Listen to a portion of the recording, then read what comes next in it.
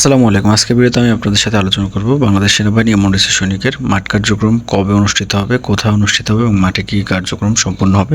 তো আপনাদের যাদের এমডিসি সৈনিকের আপডেট চূড়ান্ত সাজেশনের প্রয়োজন হয় অবশ্যই স্ক্রিনে দেওয়া হোয়াটসঅ্যাপ নম্বরে আমার সাথে যোগাযোগ করতে পারেন। তো আপনাদের মূলত মাঠ কার্যক্রম খুব শীঘ্রই অনুষ্ঠিত হবে, অর্থাৎ বিগত বছরগুলোতে দেখা গেছে, বিগত নিয়োগগুলোতে দেখা গেছে যে আবেদন শেষ হওয়ার 2 থেকে 3 মাসের মধ্যে কিন্তু মাঠ কার্যক্রম শুরু হয়ে যাবে।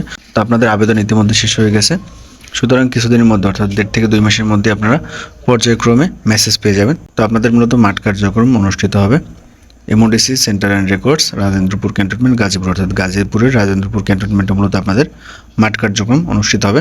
তো প্রথম দিন মূলত আপনাদের মাঠে যে সকল কার্যক্রম অনুষ্ঠিত হবে, যেমন প্রথমে আপনাদের উচ্চতা নেওয়া হবে, উচ্চতা যদি আপনার ঠিক থাকে এরপরে মূলত আপনাদের দৌড় নেওয়া হবে, অর্থাৎ দৌড় দেওয়া হবে পর্যায়ক্রমে।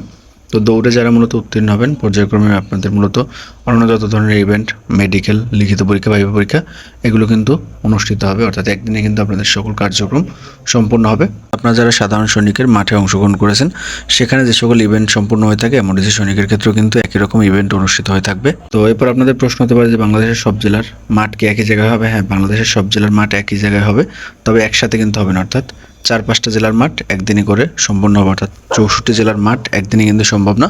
সেক্ষেত্রে বেশ কয়েকদিন সময় লাগবে, অর্থাৎ পর্যায়ক্রমে আপনাদের মাঠ কার্যক্রম অনুষ্ঠিত হবে।